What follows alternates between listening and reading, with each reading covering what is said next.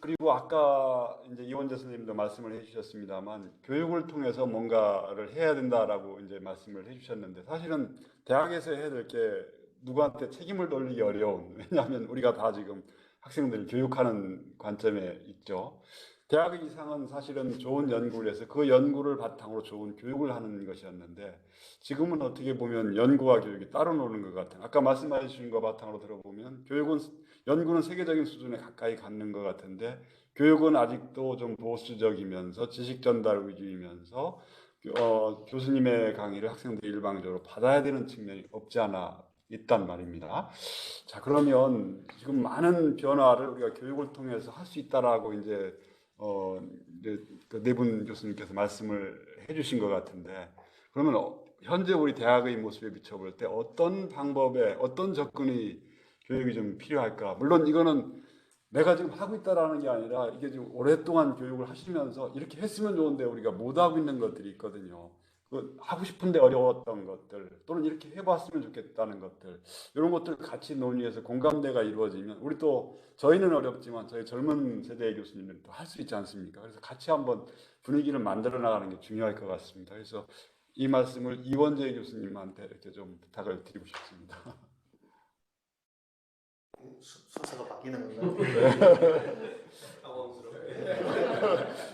지금 뭐 학문 풍토 뭐 이렇게 말씀해 주셨는데 그러니까 또 반복된 얘기지만 지금 풍토는 가장 최근에 있는 신기술을 곧바로 습득하고 그걸 익히고 하는 그런 풍토에는 아무 문제가 없는 거거든요. 결국 그 지금 풍토에서 문제는 이게 미래 기준의 풍토에 못 미치는 거잖아요. 새로운 거란데 저희들이 이제 네이처 뭐 사이언스 그러니까 저희 자연과학에서는 가장 중요한 이런 논문인데 거기 보면 항상 이제 그 저자들은 항상 이게 new finding이나 new라는 말을 novel 이런 말을 이제 문장 곳곳에 쓰거든요. 왜냐하면 자기를 이렇게 좀 이게 내가 새로운 걸 했다고 얘기해야 되니까 그분들이 억셉트 하고 난 다음에 수락하고 난 다음에 그걸 다 지워요. new하고 novel.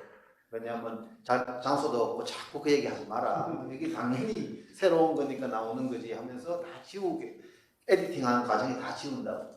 결국은 새로운 거를 하라 이런 얘기인데요. 다시 한번 이제 그런 거에서 과연 그런 풍토가 되어 있냐 하는 이제 얘기로 다시 돌아왔습니다. 근데 제가 이제 학교를 대한민국에서 원래 교수가 학교 한 2군데 이상 옮기면서 성격이 이상하다고 이렇게 말한다고 하는데 제가 한 2번, 3번 이렇게 옮기는 사람 중에 한 명인데요. 그 이유는 다 이제 어떻게 생각하면 좀 더 좋은 풍토로 이제 좀 더 좋은 환경으로 이동을 하는 거죠. 이동을 하다가 제가 서울대학교로 왔는데 이제 서울대학교 제가 처음 왔을 때는 서울대학교가 법인화가 안 되었습니다. 그래서 공무원 신분으로 다 들어왔는데 들어간 다음에 이제 법인화를 한다고 하더라고요. 저는 이제 뭐 그런 정확한 사연 같은 걸 잘 모르니까 법인화가 왜 좋냐 하니까 법인화를 하면 공무원일 때 겪었던 그런 굉장히 지금 제 업법으로 혁신을 할 수 없는 그런 환경을 바꿔서 혁신을 할 수 있는 그런 방향으로 가기가 편하다. 왜냐하면 이거는 정부가 아니기 때문에 라는 말을 듣고 처음에 상당히 기대를 많이 했어요. 그런데 제가 생각하기에는 개인적으로 굉장히 많이 실망을 했는 이유가 있는데 왜냐하면 바뀐 거는 거의 없는 것 같고요. 제가 공무원 연금을 내다가 사학연금을 내는 거 이후에는 거의 똑같은 것 같고요. 그리고 학교 내부로 봐서는 저희들도 과에서도 교수를 많이 임용하지만 임용도 보면 저 사립대학에 오래 있어서 그런지 사립대보다 너무너무 이 규칙이 까다로운 거예요. 그 다음에 바꿀 수가 없어요.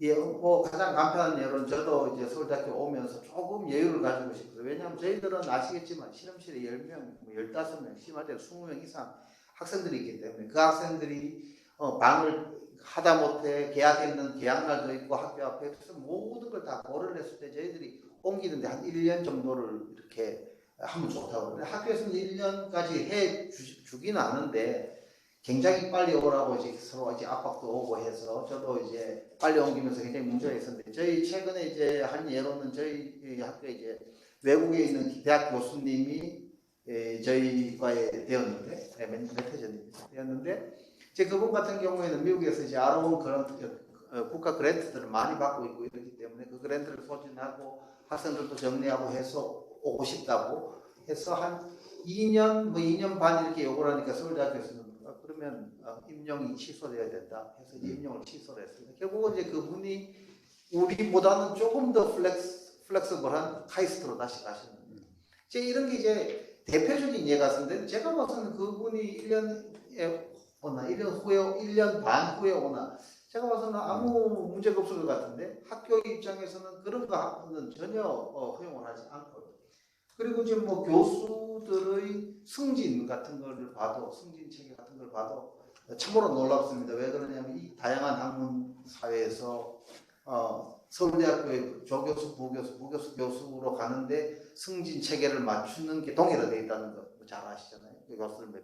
그러니까 하다못해 도고동문과에 계시는 뭐 공대, 뭐 행정학, 그다음에 저희 같은 생명과학까지 이거를 다 일단 맞추고 그리고 학과에는 내규를 맞춰야 되거든요. 근데 사실 저희 같은 경우는 내규는 어마어마하게 힘든데 내규를 맞추기 위해서는 논문 수는 전혀 중요하지 않아요. 저희들은 논문 한 편만 해서 다 올라갈 수 있어요. 그런데 이분들이 내규를 맞추기 전에 학교를 맞추지 않으면 재임용에 탈락을 해요. 그렇기 때문에 학교를 맞춰야 돼요. 그럼 학교를 맞추다 보면 아니 그걸 못 맞춰요. 뭐 이런 이제 문제인데 이거를 그 누구한테 말을 해도 항상 그건 다 문제가 있다고 얘기를 해요. 근데 제가 지금까지 고쳐지지 않는 걸 보면 그게 왜 힘든지는 잘 모르겠어요. 그렇지만 안 고치고 있고요. 예를 들자면 그런 겁니다. 그런 거고 그리고 뭐 연구비 같은 것도 마찬가지죠. 뭐 연구비도 지금 가끔 학교에서는 국가 보고 당신들 연구비 주는 게 너무 그 룰 같은 것들이 혁신성을 파괴하는 연구밖에 없다. 왜냐하면 저희들 같은 경우 어떤 연구비 같은 경우에는 연구비를 내면서 자기가 논문을 SCI 논문을 2편씩 내겠다는 것을 적어놔야 돼요. 성과에.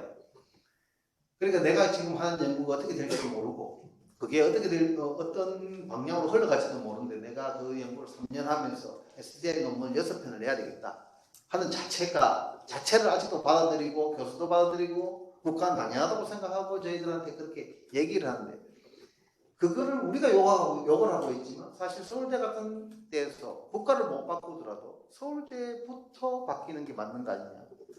서울대가 바뀌어야지 서울대에 있는 우리들이 그런 풍토의 혜택을 입을 건데 우리가 뭐 국가를 바꿀 수는 지금 당장은 없으니까 그러면 그 국가를 바꾸려고 하지 말고 이 작은 서울대부터 바꿔야 되는데 서울대조차도 교수 승진 모든 그 과들이 승진 다 똑같고 연구비 서울대 교내 연구비는 저는 안 받아봐서 모르겠지만 교내 연구비도 아마 보면 뭐 성과 같은 것들이 지표가 굉장히 제가 어느 정도 있다고 제가 들었는데 자 그런 것들을 이제 바꿔 나가는 게 제 말씀하신 미래의 교육 풍토를 갖추어 나가는 그 길이 아닌가 이렇게 생각합니다. 네, 감사합니다. 사실은 법인화 이후에 많은 기대들을 했는데 과거의 제도들을 그대로 현행 규정에 답습해 놨거나 아니면 과거의 규정들을 그냥 준용하고 있는 수준이기 때문에 이거는 전반적인 재검토가 불가피한데 아마 시간이 많이 걸릴 일이긴 하지만 지금 10여 년 이상 그대로 돼 있다는 것은 약간 좀 저희가 반성을 좀 해봐야 될 사항이 아닌가 하는 생각이 듭니다. 아까 신정철 교수님. 네, 네, 저 최혜천인데요. 네. 예, 그 방금 말씀하신 이원재 교수님 말씀에 대해서 잠깐 말씀드려도 될까요? 예, 감사합니다. 부탁드립니다. 네. 사실 저도 이 우리 서울대학교 승진에 관련해서 학교의 승진 조항의 300점이라는 규정 때문에 그 젊은 조교수님들이 굉장한 고통을 당하고 있는 것을 잘 알고 있거든요. 그래서 제가 이 보직을 맡으면서 이 승진 규정만큼은 좀 한번 정말 제 연구부총장의 업무는 아니지만 그것에 대해서 정말 고려를 해서 좀 해야 되겠다는 생각은 정말 많이 하고 있고요. 지금 마침 그 교무처에서 그런 기획 정책 과제를 내서 5월 달에 그것에 대해서 발표를 하고 관련하여 그런 것들을 조항을 좀 고치도록 많은 애를 쓰려고 지금 생각하고 있습니다. 지금 학과에 따라서는 그 학교 규정이 아무런 문제가 되지 않는 데도 있지만 또 다른 학과에서는 그것 때문에 정말 조교수분들이 불필요한 논문 편수 채우기를 지금 하고 있는 그런 실정이거든요. 그래서 작년에 제가 알기로는 그 300%라는 그 점수에다가 다만 단과대학의 요청이 있을 경우에는 고려해 줄 수 있다. 뭐 이런 식으로 하나 붙여놓은 것 같아요. 그래서 단과대학의 요청이 있을 때는 그런 학교 규정이 적용이 안 될 수도 있는데요. 근데 일반 교수의 승진하는 교수의 입장에서 그거를 단과대학에 요청해서 나는 이거 적용 안 받게 해주세요라고 하는 게 굉장히 어려운 일이라서 그런 관련해서 앞으로 많은 노력을 할 것을 말씀드리고 싶습니다. 네, 이상입니다. 네, 감사합니다. 이게 상위 법령에서는 풀려 있는데 학교 내부 자체적인 규정에 의해서 여러 가지가 엮여 있고 그것이 변하지 않기 때문에 아마 변화하는 학문 풍토에 맞추지 못한 규정이라서 오히려 학문 활동을 제약하는 요소로 작동할 수 있다는 말씀이셨고 그거를 이제 서울대학교가 본격적으로 한번 그 문제를 해결해 보겠다는 부총장님 의지를 말씀해 주셔서 대단히 감사드립니다. 기대가 많이 됩니다. 임도빈 교수님하고 금영철 교수님께서는 새로운 연구 주제, 우리만의 연구 주제에 대해서 말씀을 해주셨습니다. 사실은 이게 저희한테는 어떻게 보면 블루오션일 거예요. 세계적인 학계의 풍토에서도. 왜냐하면 한국 사회가 유례가 없는 정도로 찾아보기 어려운 정도로 많은 성장을 했고 선진국가로 진입을 했는데 그 시크릿이 뭔가 이걸 궁금해하는 사람들이 상당히 많고 역사가 얼마 안 된 줄 알았는데 역사가 상당히 오래됐다고 하는데 그 얘기들을 풀어서 학계로 나가야 되는데 그게 이제 아직 좀 미진한 거죠. 그래서 그런 것들이 어떤 것이 있을까 혹시 생각해 보신 게 있으면 후배 학자들을 위해서 같이 좀 말씀을 나눠줄 수 있으면 큰 도움이 될 것 같습니다. 혹시 임도빈 선생님 먼저 좀 부탁을 드릴까요? 네. 새로운 정말 한국적인 것이 뭐냐, 뭐 그게 사실은 우리가 풀어야 될 그 과제인데 아까 폭탄 얘기도 드렸지만 사실은 우리 지금 해방 역사가 어떻게 보면 모두가 우리 사회과학적인 입장에서 기적 같은 일들입니다. 그래서 그거 과정 하나하나를 들여다보고 또 오늘날 일어나고 있는 이런 BTS라든지 이런 이미 앞서가는 이런 삼성이라든지 이런 현상들이 그저 예술계나 차원이 아니고 또 스마트폰 기술 발전 그 자체가 아니고 거기에 국한되는 게 아니고 이런 것을 가능하게 하는 우리 사회적인 풍토가 있다고 생각합니다. 그게 이제 예를 들면 우리가 나쁘게 계속 얘기하는데 빨리빨리 문화 이런 게 사실은 굉장히 또 장점도 있습니다. 장점과 강점이 다 있거든요. 그런 것들이 무수하게 많다고 생각하는데 이게 이제 왜 개발이 안 될까라고 한다면 우리가 이제 교수들하고 학생들하고 둘 다 책임이 있다고 생각합니다. 그러니까 이제 자연과학은 이제 실험을 하지만 사실은 우리 사회과학 분야는 정말로 지적인 생산 활동이 일어나는 것은 교실입니다. 이게 곧 교실에서 강의실에서 학생들을 가르치면서 교수도 깨닫고 또 학생들도 배움이 있고요. 굉장히 핵심적인 수요자와 공급자가 만나는 저건데 둘 다 책임이 저는 있다고 생각합니다. 그래서 교수들은 자기들이 우리 사회가 그냥 이제 외국 박사들이 많은데 외국에서 그렇게 공부하고 왔으니까 또 거기 또 기자성 같은 세계적인 교수님들도 있고 그러니까 그런 어떤 정형화된 지식, 표준화된 좋은 지식이 있다고 생각하고 이걸 자꾸 이제 하향식으로 내려주려고 하는 그런 경향이 있는 것 같습니다. 성향적으로. 그래서 이제 뭔가 가르쳐 줄 게 있다, 이걸 배워야 된다 이런 게 학생들은 요즘 더 문제라고 생각하는 건데 이제 입시 경쟁 이런 걸 통해서 굉장히 이제 수강 신청할 때부터 이제 눈치 작전을 쓴 겁니다. 이게 강의평이나 이런 것들을 하면서 정말 배울 게 있는 그런 찾아내는 그런 학생도 일부 있지만 제가 알기로는 많은 학생들이 소위 얘기해서 꿀감을 찾으러 가는 건데 이거는 어떤 모양이냐? 대체로 일을 집어넣으면 일의 노력을 넣으면 A+ 나온다. 이런 것이 예측 가능을 해야 되고요. 그리고 너무 어렵지 않고 좀 재미있어야 되고요. 이런 거 되니까 여기 이제 온갖 수강 신청하는데 몰라버리죠. 그래서 이제 그거는 정형화된 그런 유명한 강의 이걸 제가 지금 폄하하려고 그러는 건 아니고요. 그런 성향이 있다는 것이죠. 그러니까 이 학생들이 뭘 하면서 새로운 걸 깨닫기보다는 학문의 길로 가려고 하는 그런 진리 탐구보다는 학점 따기 위한 그런 도구로 이렇게 활용하기 때문에 이 수요자와 공급자에게 둘 다에게 문제가 있다고 저는 생각합니다.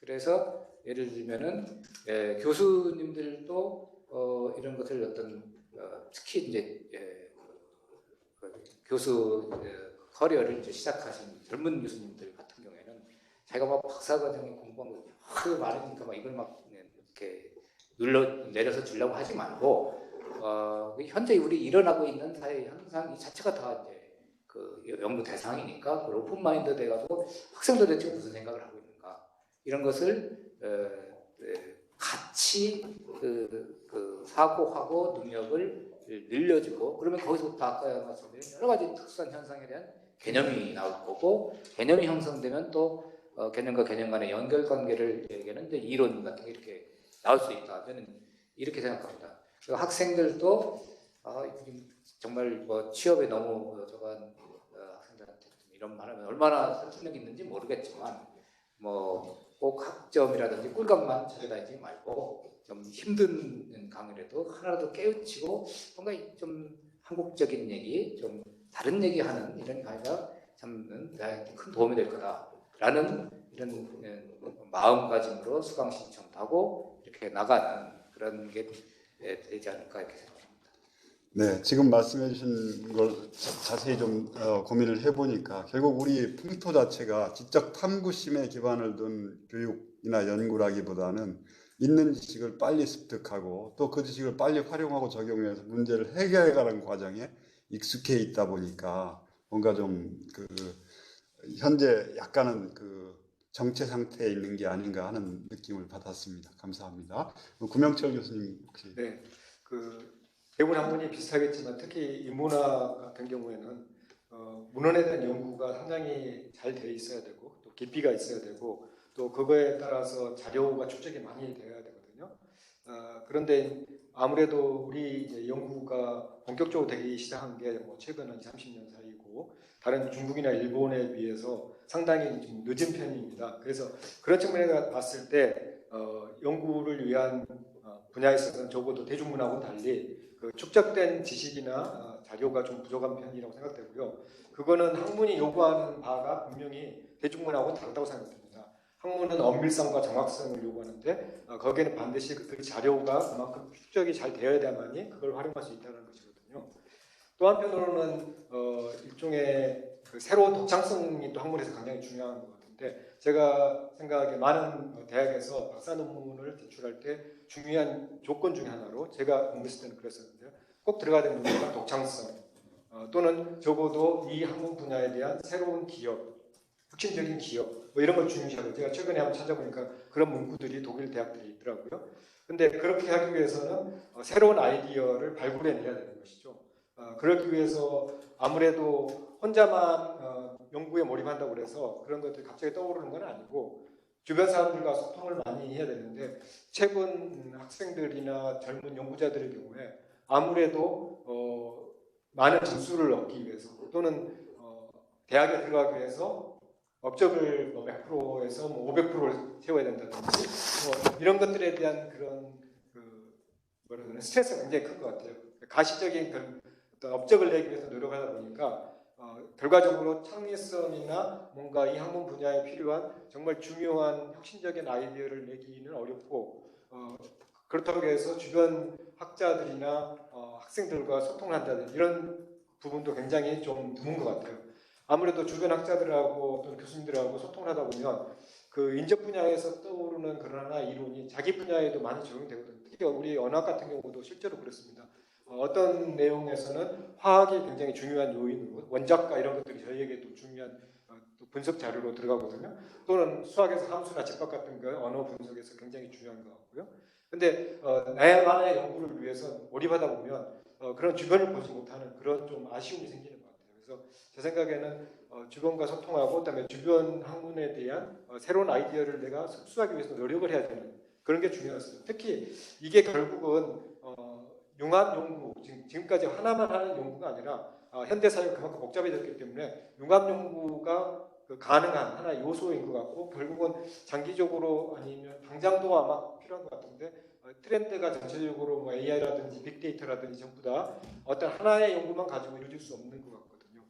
그런 측면에서는 소통과 그다음에 주변 연구의 어떤 활용, 또 이해 뭐 이런 것들이 중요하다고 저는 생각합니다. 네, 감사합니다. 그 한국적 연구가 하더라도 융합적인 접근을 통해서 새로운 것을 만들어낼 수 있는 가능성이 있다. 뭐 이런 말씀을 해주신 것으로 이해가 됩니다.